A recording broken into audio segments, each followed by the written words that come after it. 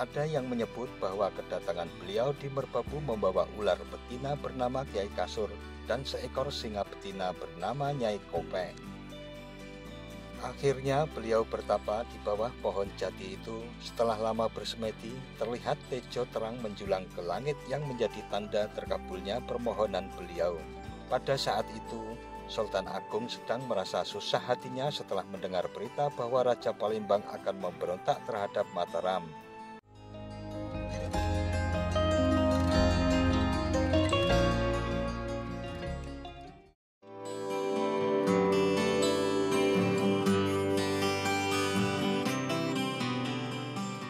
Assalamualaikum warahmatullahi wabarakatuh. Mitra DMTV. Keberadaan wilayah Jatinom yang berada di Kabupaten Klaten tak bisa lepas dari nama Ki Ageng Gripik sebagai tokoh utama atas berdirinya wilayah tersebut. Selama pendiriannya tentu saja banyak meninggalkan kisah sejarah yang melegenda pada setiap tempat yang beliau singgahi dalam mengembangkan wilayah ini. Di antaranya adalah Gua Pilan dan Masjid Alit yang tak jauh dari Lembah Kalisoka yang membelah Kecamatan Jatinom. Rangkaian kisah apa yang terkait dengan Gua Pilan dan Kiai Ageng Gripik di sini? Sebelum kita lanjutkan, silakan subscribe terlebih dahulu bagi mitra DMTV yang belum subscribe, agar DMTV makin bersemangat lagi dalam menghadirkan konten-kontennya. Dirangkum dari arungpinang.com, setidaknya terdapat dua peristiwa penting yang berkaitan Jatinom dengan masalah kerajaan Mataram pada masa kepemimpinan Sultan Agung yang melibatkan Ki Ageng Gripik ini.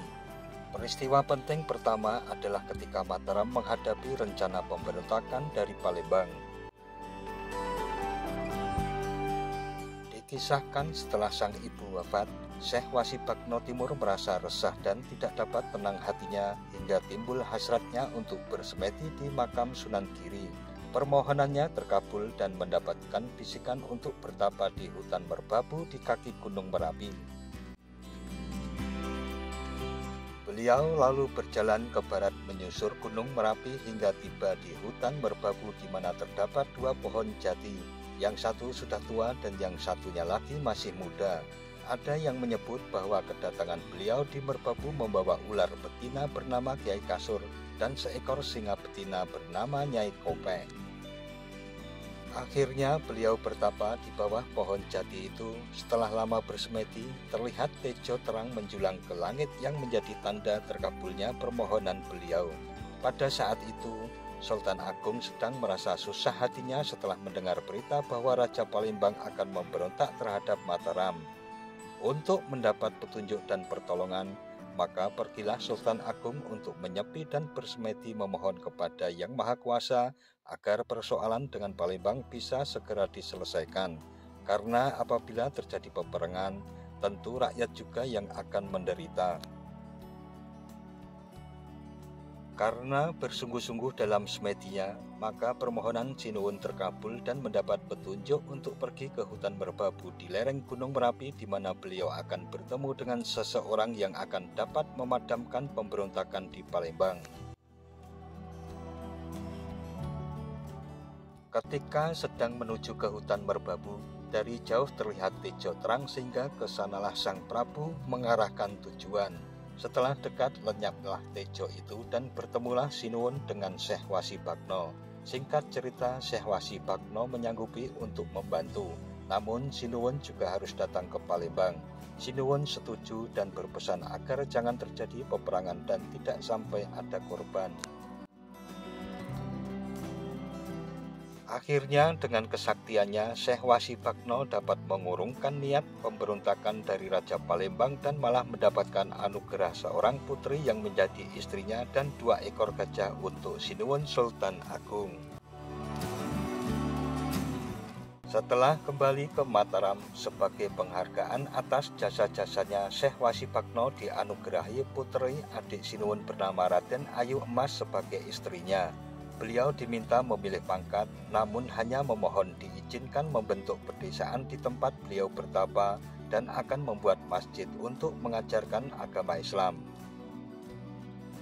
Desa yang mendengar suara beduk adalah seluas tanah yang beliau minta agar menjadi tanah perdikan. Setelah permohonannya dikabulkan, beliau berangkat bersama Raden Ayu Emas hingga sampai di bawah kedua pohon jati tempat beliau bertapa. Selanjutnya, beliau membentuk pedesaan dan pohon jati itu ditebang untuk membuat rumah, masjid, beduk, dan tabuhnya. Mungkin karena yang ditebang hanya pohon jati tua, sedangkan yang muda dibiarkan hidup, maka desa itu kemudian dinamai Jati Anom yang lama-kelamaan disingkat menjadi Jatinom.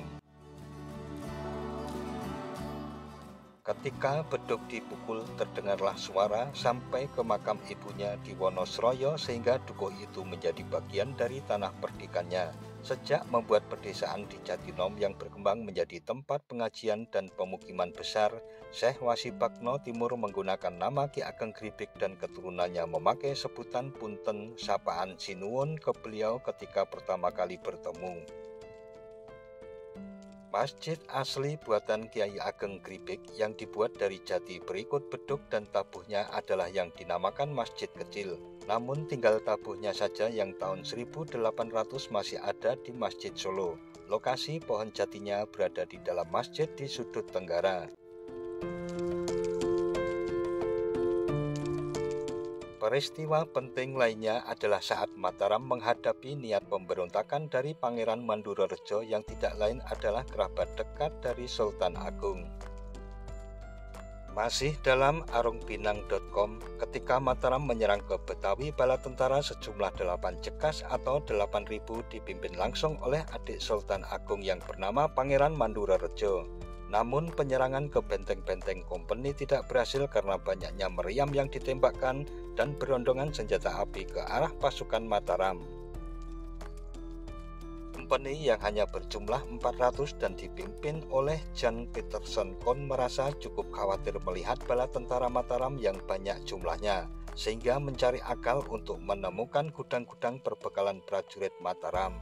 Setelah ditemukan, dibakarlah berpikul-pikul beras, gula, dan puluhan lembu hingga habis semua. Kekuatan Mataram pun menjadi lumpuh. Karena menderita kekalahan yang amat hebat dan semua anak buahnya kocar-kacir, Pangeran Mandurorejo merasa malu dan tidak kembali ke Mataram namun pergi ke Kaliwungu, Semarang. Di Kaliwungu, ia mengumpulkan orang-orang dan membuka latihan keprajuritan dengan niat memberontak ke Mataram. Semua upeti dari pantai utara Jawa ditahan olehnya dan tidak boleh dikirim ke Mataram. Perihal niat buruk Pangeran Mandurorejo itu akhirnya diketahui oleh Sinuwun Sultan Agung setelah mendapat laporan dari patih kerajaan yang membuatnya merasa sangat berduka. Namun beliau tidak ingin gegabah mengambil keputusan untuk menyerbu Kaliwungu oleh sebab ingin terlebih dahulu meyakinkan kebenaran berita itu. Akhirnya diputuskan untuk menunggu sementara waktu. Sang Prabu kemudian pergi ke Jatinom untuk menemui Ki Ageng Gribik yang saat itu sedang bersemedi di Gua Belan. Setelah Sang Prabu menguraikan masalah yang dihadapi Mataram, Ki Ageng Gribik menyatakan kesanggupan untuk menyelesaikannya. Keduanya lalu meninggalkan gua dan Sinuwun melihat Masjid Jatinom yang masih kecil. Sang Prabu pun bersabda agar Ki Ageng Gribik memberikan laporan ke Mataram untuk membuat masjid yang lebih besar. Untuk melaksanakan tugasnya, Ki Ageng Gribik menyamar sebagai seorang sakti bernama Kiai Jaki Joyo dan mendirikan perguruan di desa Kemanten yang ada di dekat Kaliwungu atau sebelah barat Semarang.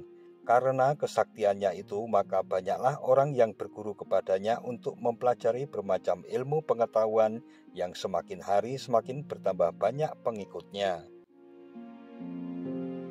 Karena tersohor dan menjadi pembicaraan orang banyak, Pangeran Mandurorejo yang sedang melatih prajurit-prajuritnya menjadi tertarik dan lalu mengutus seorang abdi untuk membawa Kiai Jaki Joyo menghadap kepadanya.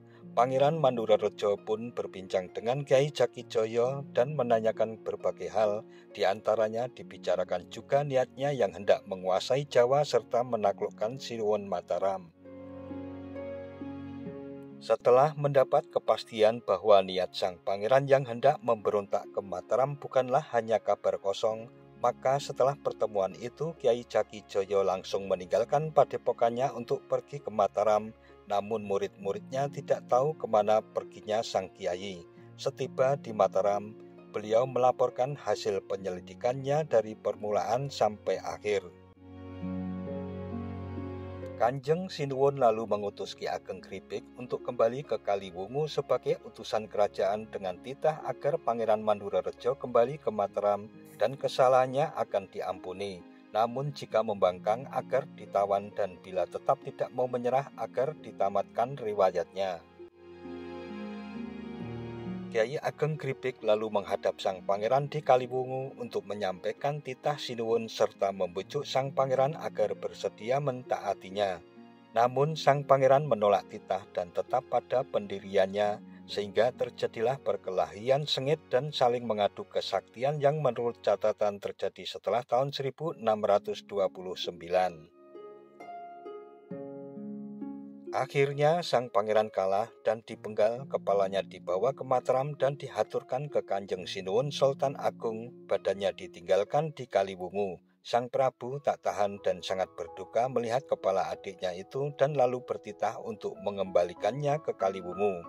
Konon ketika Pangeran Mandurarejo wafat, air sungai di sana terlihat berwarna ungu sehingga tempat itu kemudian disebut Kaliwungu. Badan beliau kemudian dimakamkan di Gunung Prowoto. Nah, mitra DMTV, demikian jendela sejarah yang dapat ditelusuri dari Gua Belan dan masjid kecil atau Masjid Alit yang keberadaannya masih bisa kita temui hingga saat ini. Sekian dan wassalamualaikum warahmatullahi wabarakatuh.